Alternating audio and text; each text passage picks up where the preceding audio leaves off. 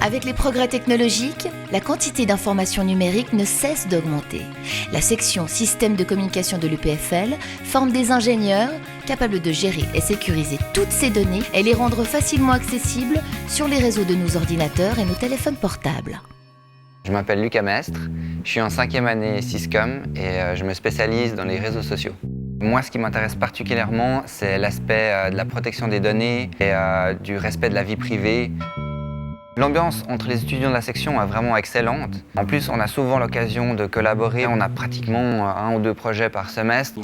Mais Endless S-Servidor, donc peut-être tu peux le passer en paramètres.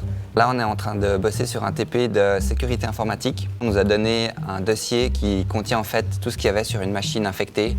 Et on doit essayer de trouver le plus d'informations possible sur comment l'infection a eu lieu et ce que le pirate faisait sur l'ordinateur. Histoire d'allier l'utile à l'agréable, Lucas a profité de ses études à l'EPFL pour faire un stage de 3 mois chez Facebook en Californie. J'ai pu travailler dans l'équipe de sécurité. Je pense que la moyenne d'âge, ça devait être autour de 25 ans. Donc les gens sont vraiment motivés et ont l'impression de faire quelque chose qui a vraiment un impact sur les utilisateurs. Un souci pour les utilisateurs que partage aussi Julia, sa spécialité, la sécurité informatique. Cryptographie, analyse d'algorithmes, cette passionnée de maths cherche les failles du système. Donc ici on se trouve dans une pièce où il y a un peu plus de 200 PlayStation qui font ce bruit de fond un peu. Toutes ces PlayStation travaillent ensemble et sont utilisées par les chercheurs du laboratoire LACAL pour en fait évaluer la sécurité des méthodes cryptographiques qui sont utilisées de nos jours. Mises en réseau, les PlayStation offrent une puissance de calcul phénoménale. Elles ont permis à Julia de craquer un mot de passe extrêmement complexe en quelques secondes. Les PlayStation essayent toutes les possibilités de mot de passe. Donc ici, on voit bien en vert que les PlayStation ont réussi à trouver le mot de passe original. Loin du bruit des ventilateurs des PlayStation, une toute autre ambiance. C'est dans cette pièce complètement insonorisée que Christophe analyse le signal audio. Je fais mon recherche sur la présentation du son en 2D et 3D.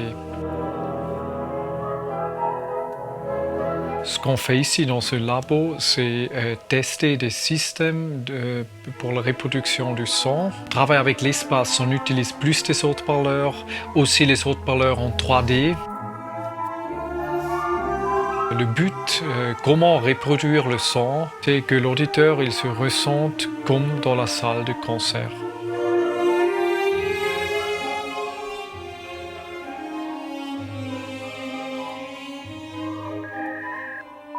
Aujourd'hui, améliorer la technologie sans fil pour transmettre des données toujours plus volumineuses est un défi majeur. Igor, doctorant de 3e année, en a fait sa spécialité. Quand j'ai fini le gymnase, pour moi, c'était assez évident que je voulais faire système de communication parce que j'étais toujours intéressé par les téléphones mobiles surtout. Là, c'était l'époque où on commençait un peu à avoir les téléphones dans les poches. Ce qui me plaît le plus dans le système de communication, c'est qu'on arrive vraiment à avoir cet aspect d'application d'une branche théorique dans le monde réel, dans la réalité des communications qu'on a aujourd'hui.